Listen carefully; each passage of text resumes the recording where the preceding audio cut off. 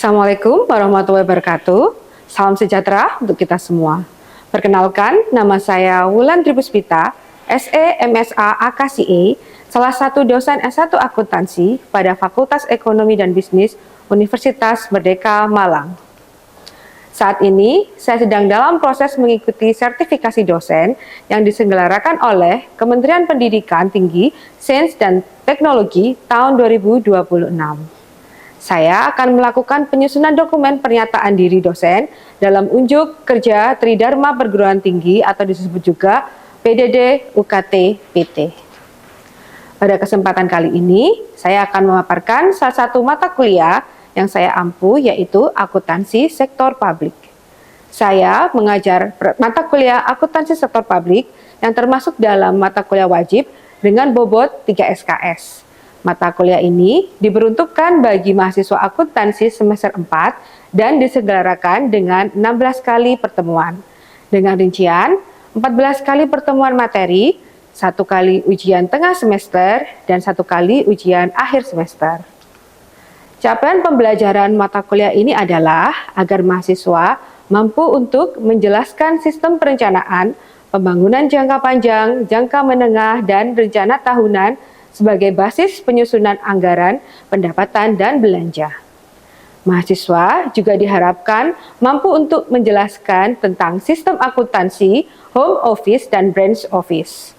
Selain itu, mahasiswa diharapkan mampu mempraktekkan penyusunan laporan keuangan sektor publik mulai dari penjurnalan, pembuatan kertas kerja, hingga menjadi laporan keuangan. Mahasiswa juga diharapkan mampu menyusun laporan keuangan dalam bentuk laporan realisasi anggaran, dan terakhir, mahasiswa diharapkan mampu untuk membuat laporan konsolidasi antara branch office dan juga home office. Untuk literatur yang digunakan dalam mata kuliah ini adalah yang pertama, buku akuntansi keuangan daerah berbasis akrual edisi kedua milik Dr. Dwi Ratmono dan Mahfud Solihun PhD. Selain itu, buku akuntansi sektor publik yaitu milik Mardiasmo dan Undang-Undang Nomor 17 Tahun 2003 tentang Keuangan Negara. Selain itu, Peraturan Pemerintah Nomor 71 Tahun 2010 tentang Pengelolaan Keuangan Daerah berbasis akrual. Dan yang terakhir, Permendagri Nomor 64 Tahun 2013 tentang Sistem Pengelolaan Keuangan. Metode pembelajaran yang digunakan dalam mata kuliah ini adalah sistem ceramah, diskusi, dan tanya jawab. Sementara untuk mengevaluasi mata kuliah ini, saya menggunakan 4 pendekatan penting. Yang pertama adalah partisipasi aktif, di mana mahasiswa diharapkan mampu berdiskusi secara aktif dan selama berada di kelas. Kedua, mahasiswa akan diberikan tugas-tugas mandiri dengan menggunakan case-based learning, di mana mahasiswa akan menganalisis kasus-kasus terkini yang berhubungan dengan akuntansi sektor publik. Dan yang ketiga, yaitu ujian tengah semester untuk mengevaluasi mahasiswa mengenai apa saja yang telah mereka dapatkan selama setengah semester. Dan yang terakhir, yaitu ujian akhir semester dengan menguji mahasiswa mengenai apa saja yang mereka dapatkan selama perkuliahan tersebut. Berikut pembelajaran di mata kuliah akuntansi sektor publik. Assalamualaikum, selamat siang. Selamat siang, Ibu. Sebentar ya, kita absen dulu ya kelasnya ya. Iya, Ibu. Hari ini ada yang nggak masuk? Oh, hadir semua ya, alhamdulillah. Gimana kabarnya? Baik. Alhamdulillah baik.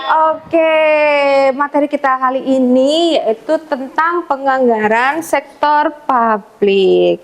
Sebelum kita masuk ke materi, kira-kira kalian masih ingat gak kemarin minggu lalu kita bahas tentang apa? Oke, silakan Emil. Minggu kemarin itu kita membahas terkait RPJP dan RPJM, Ibu. Oke. RPJP itu rencana pembangunan jangka panjang dengan skala jangka waktunya itu sekitar 20 tahun. Sedangkan untuk RPJM-nya itu sendiri rencana pembangunan dengan jangka menengah dengan skalanya itu sekitar 5 tahun. Oke, terima Iya. kasih Emil. Nah, tadi kan dibilangin sama teman kita ngomongin tentang RPJM dan RPJP. Nah, setiap rencana itu butuh yang namanya uang. Nah, uang itu harus dicatat dalam bentuk anggaran. Nah, anggaran ini nantinya yang akan membantu baik itu pemerintahan di tingkat pusat maupun di tingkat daerah untuk membiayai setiap program-program mereka. Nah,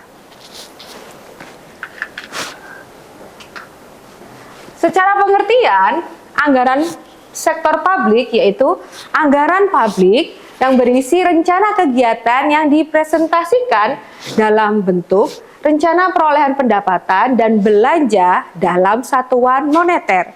Artinya harus ada nih nanti rencana untuk pendapatannya dapatnya berapa, belanjanya nanti dapatnya berapa. Seperti itu.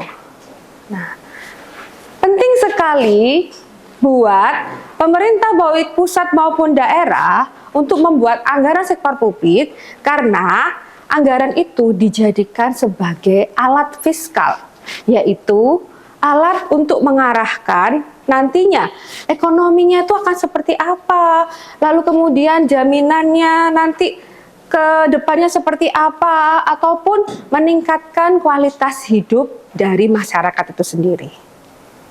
Nah, selain itu, anggaran ini juga dijadikan sebagai batasan akan sumber daya. Sumber daya siapa? Sumber daya yang dimiliki di pemerintahan pusat maupun pemerintahan daerah. Kenapa harus ada batasannya? Karena masyarakat ini memiliki kebutuhan dan keinginan masing-masing yang dia itu tidak terbatas. Dengan sumber dayanya tentu saja terbatas. Nah, di sini nih ada keterangan nih, kebutuhan dan keinginan masyarakat yang tidak terbatas. Kira-kira ada yang mau ngasih contoh nggak kenapa itu dibilang tidak terbatas? Silakan, Lutfia. Jadi, karena keinginan satu masyarakat dengan masyarakat lainnya itu berbeda. Sebagaimana contohnya ada seorang masyarakat yang dia itu inginnya dapat pendidikan gratis, Bu. Jadi dari SD sampai perguruan tingginya gratis. Tapi ada juga masyarakat yang dia itu lebih memilih untuk harga sembako itu murah, kayak berasnya terjangkau gitu. Karena perbedaan keinginan, maka dari itu keinginan dari masyarakat itu tidak terbatas. Oke, terima kasih Lutfia. Sama-sama. Betul sekali, apalagi di Indonesia ini jumlah masyarakatnya ada 290 juta masyarakat. Yang satu sama lain pasti punya kepentingannya sendiri. Nah, yang selanjutnya itu adalah bentuk tanggung jawab pemerintah. Jadi nanti melalui anggaran ini, pemerintah memiliki tanggung jawab yaitu untuk membuat sebuah laporan keuangan yang sudah dibatasi penggunaannya oleh anggaran dan wajib untuk diaudit. Nah, fungsi anggaran sendiri itu ada 8. Yang pertama yaitu sebagai planning tool atau fungsi perencanaan, di mana setiap pemerintahan daerah maupun pemerintahan pusat itu wajib melakukan berapa sih biaya yang digunakan untuk belanja modal, berapa biaya yang digunakan untuk belanja operasionalnya. Bahkan mereka juga harus memplanning atau merencanakan berapa pendapatan yang nantinya dapat diperoleh dari hasil mengelola daerahnya. Lalu yang kedua ada control tool, yaitu alat untuk membatasi atau supaya digunakan agar dana yang nantinya diperoleh, dana yang sudah dianggarkan, itu tidak overspending atau keluarnya jauh lebih banyak dari apa yang sudah dianggarkan maupun underspending. Jumlahnya yang keluar itu terlalu kecil dari apa yang sudah dianggarkan. Dan selain itu juga diharapkan dengan adanya anggaran ini, sasaran atas program-program pemerintah itu sudah tepat. Selanjutnya, yang nomor 3, anggaran juga digunakan untuk fiscal tool, yaitu menstabilkan ekonomi dan mendorong pertumbuhan ekonomi yang ada di masyarakat. Termasuk dari program-program tadi, yaitu salah satunya untuk mengurangi jumlah masyarakat yang miskin gratis, seperti kayak gitu. Lewat apa? Bantuan sosial atau lewat PKH. Nah, itu semua itu sudah dirancang dalam bentuk anggaran. Lalu yang keempat yaitu political tools, yaitu komitmen eksekutif. Di sini bisa dari presiden atau wali kota, dan kesepakatan legislatif atas penggunaan dana publik.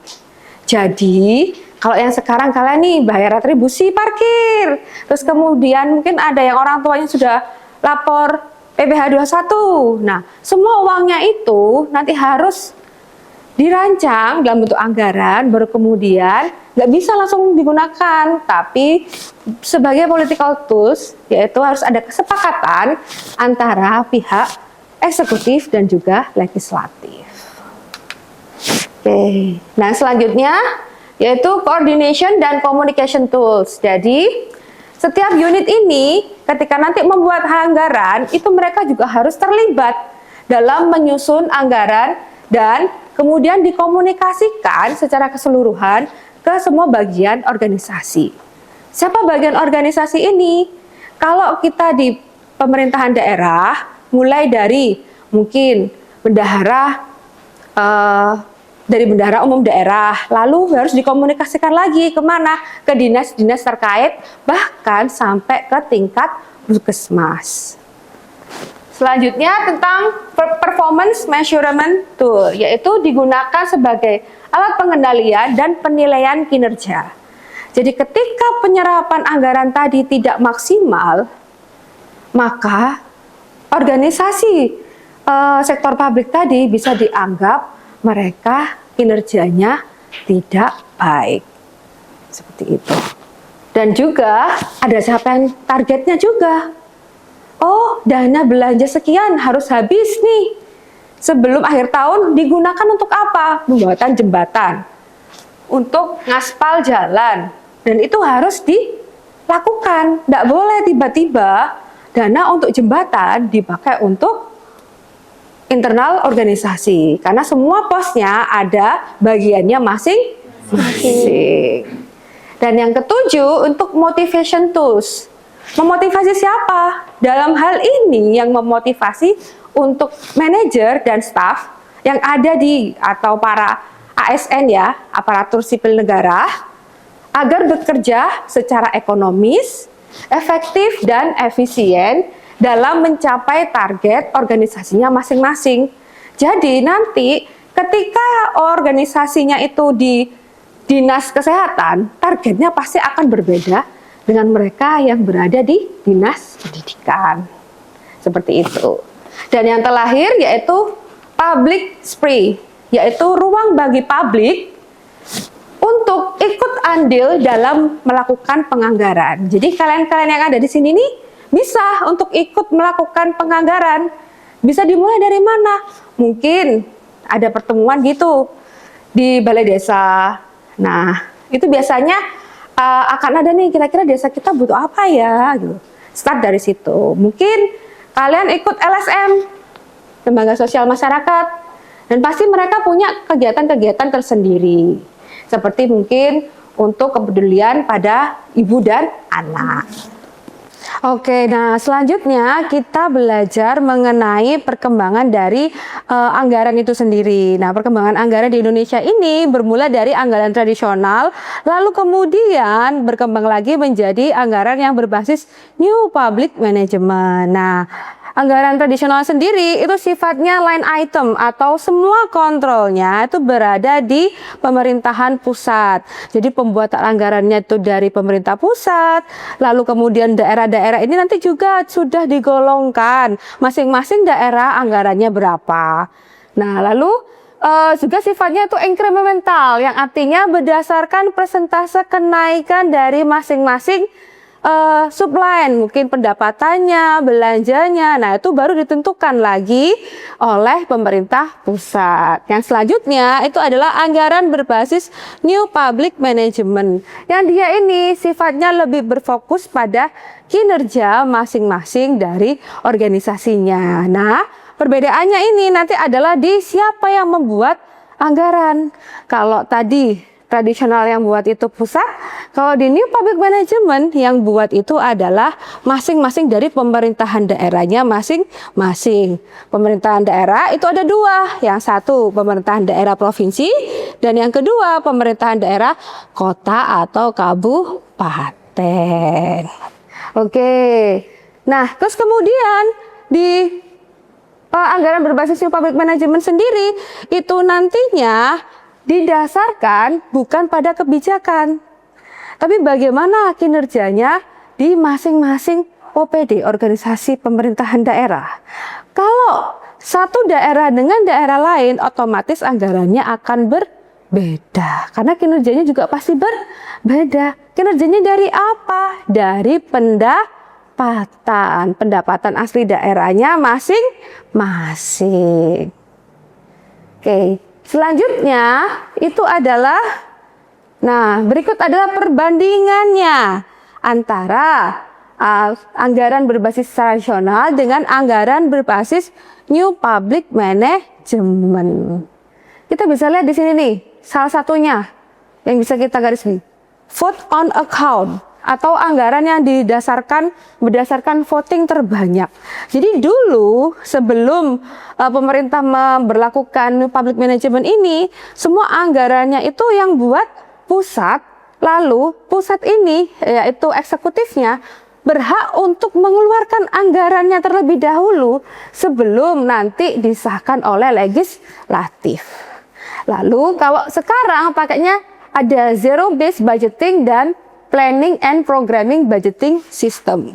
Kalau zero based budgeting itu artinya nanti semua anggarannya harus mulai dari nol dan di akhirnya juga harus nol. Jadi pendapatan dan belanjanya ketika dikurangkan harus nol. Sementara kalau planning and programming budgeting system, nanti di OPD atau pemerintahan daerah itu harus punya rencana. Nanti rencananya belanjanya sekian, programnya untuk apa? Untuk kesehatan, untuk pendidikan, itu juga harus jelas. Lalu kemudian baru di pos-pos masing-masing program dikasih budget sesuai dengan tujuannya masing-masing. Oke, nah selain itu tadi udah sentralistis sudah. Kalau di New Public Management desentralisasi yang artinya ke masing-masing otonomi daerah. Lalu yang tradisional itu berorientasi input. Jadi nanti tergantung nih berapa dapatnya, pendapatan nggak boleh sama posnya dengan belanja. Pos pendapatan itu sendiri, pos belanja itu sendiri. Sementara di berorientasi output atau value over money nanti tergantung dari kinerjanya masing-masing. Dan kalau di tradisional, dia perencanaannya jangka pendek. Jangka pendek aslinya ya fokusnya cuma 1 periode saja. 1 tahun ya 1 tahun saja. Sementara kalau di New Public Management, dia pakai perencanaan jangka panjang. Makanya ada yang namanya RPJM sama RPJP. Nah, selanjutnya ini nih. Di tradisional itu dia punya departemen yang agak kaku. Jadi kalau nanti di bagian dinas di kesehatan, dia nggak akan cawe-cawe juga punya sendiri-sendiri di dinas pendidikan. Atau mungkin fokusnya masing-masing. Dinas pendapatan nggak punya cawe-cawe juga dengan dinas yang lainnya, kerjanya masing-masing. Sementara kalau di lintas cross departemen ini, di lintas departemen di New Public Management, ketika membuat anggaran, maka biasanya ada yang namanya Bapeda. Nah, Bapeda ini juga nanti akan cross selling dengan siapa? PU, dengan dinas pendapatan. Nanti mereka akan saling konsultasi satu sama lain. Dengan kesehatan juga. Ketika membangun nanti pembangunan untuk toilet umum mungkin. Nah, itu nanti ada sendiri bagiannya, pendanaannya gimana. Nah, itu juga harus saling rembuk. Nah, dan yang selanjutnya itu adalah kalau di tradisional dia prinsip anggarannya itu bruto. Nah, artinya gimana? Nanti ketika suatu daerah atau pemerintahan pusat gitu ya ingin mencatat berapa sih pendapatannya, itu nanti ada pos pendapatannya sendiri. Lalu kemudian kalau dia ingin mencatat berapa sih masing-masing di dinasnya, di badannya, belanjanya, nah nanti itu akan ada pos-posnya sendiri. Jadi tidak dicampur adukan. Nah, lalu kalau di anggaran berbasis New Public Management, dia lebih sistematis dan rasional. Yang artinya gimana? Ketika kita menyusun sebuah laporan keuangan, itu kan pasti yang paling atas ada pendapatan. Lalu kemudian ada belanjanya. Nah, lalu kemudian ada pembiayaan. Nah, pada di anggaran juga seperti itu. Nanti dianggarkan dulu nih pendapatannya berapa. Pendapatan di daerah itu nanti juga akan dimasukkan ke poin-poin lagi. Ada pendapatan asli daerahnya, ada pendapatan transfernya, dan ada pendapatan lain-lain. Terus kemudian nih masuk ke anggaran belanja. Nah, anggaran belanjanya juga akan dibagi menjadi beberapa pos, yaitu ada belanja untuk operasionalnya, ada belanja untuk belanja tetap, untuk aset tetap, dan kemudian juga ada belanja yang untuk hal-hal yang tidak direncanakan. Contohnya aja seperti terjadi sebuah bencana alam. Nah, dan semua itu harus sistematis. Sistematisnya seperti apa? Sistematisnya itu adalah pendapatan dulu, belanja, lalu pembiayaan. Dan yang terakhir, kalau tradisional, dia tadi sifatnya tahunan. Fokus aja cuma 1 tahun itu aja. Sementara di New Public Management, dia dari bottom up budgeting. Bottom up budgeting itu berarti gimana, Bu? Begini, kalau mau bikin anggaran, dari paling bawah dulu. Kalau ibaratnya di Dinas Kesehatan, itu yang paling bawah adalah Puskesmas. Puskesmas nanti bikin anggaran Puskesmas. Ada berapa Puskesmas di masing-masing daerah tadi. Lalu kemudian dari Puskesmas, dikonsolidasi anggarannya dibuatkan di Dinas Kesehatan. Lalu antar dinas, ada Dinas Kesehatan, Dinas Pendidikan, Bapeda, Dinas Pendapatan, dikonsolidasikan lalu dijadikan ke anggaran daerah. Nah, selanjutnya itu tentang jenis anggaran pada sektor publik. Jadi ada 2 jenis anggaran sektor publik. Yang pertama yaitu anggaran operasional dan yang kedua adalah anggaran modal. Nah, anggaran operasional ini itu yang rutin digunakan sehari-hari. Contohnya gajinya ASN, tunjangan buat ASN, mungkin juga ada kayak ATK atau mungkin kebutuhan-kebutuhan lainnya. Nah, kalau untuk anggaran modal ini yang sifatnya jangka panjang. Dan pembelanjaannya itu tergolong untuk dikeluarkan itu jumlahnya cukup besar. Sebagai contoh, mau beli tanah nih. Nah, itu enggak cukup kalau anggarannya dipakai 1 kali di 1 periode. Biasanya membutuhkan 1 atau 2 periode untuk pembelian tanah tersebut. Atau mungkin bangunan. Nah, kalau bangunan kan jumlahnya juga jauh lebih banyak lagi. Biasanya nggak cukup kalau 1 periode, biasanya sampai 3 periode, bahkan sampai 5 periode. Seperti itu. Oke, nah siklus pembuatan anggaran sendiri itu terdiri dari 4. Yang tahapan pertama yaitu tahapan untuk persiapan. Ketika di tahapan persiapan ini, masing-masing OPD itu mereka akan membuat taksiran. Nantinya belanja yang mereka butuhkan itu berapa. Terus kemudian kira-kira nih ada nggak setiap OPD itu bisa menerima pendapatan atau tidak? Sebagai contoh begini, di Dinas Pendidikan itu tidak ada penerimaan atas pendapatan. Mereka adanya pengeluaran. Jadi mereka bikin anggaran nih untuk pengeluaran. Tapi berbeda cerita kalau dia di Dinas Pendapatan. Ada apa di sana? Di Dinas Pendapatan ada pajak bumi bangunan yang masuk. Terus kemudian ada retribusi juga yang masuk. Yang itu wajib ditaksir. Kira-kira tahun depan ini dapatnya berapa? Seperti itu. Lalu setelah itu dijadikan satu anggarannya, masuk ke proses tahap ratifikasi. Di mana proses ini itu adalah nanti ada yang akan mempertemukan antara eksekutif dengan legislatif, ya. Kemudian akan saling memberikan argumentasi satu sama lain, kenapa anggaran ini penting, kenapa anggaran ini wajib dikeluarkan, seperti itu. Dan selanjutnya tahap implementasi.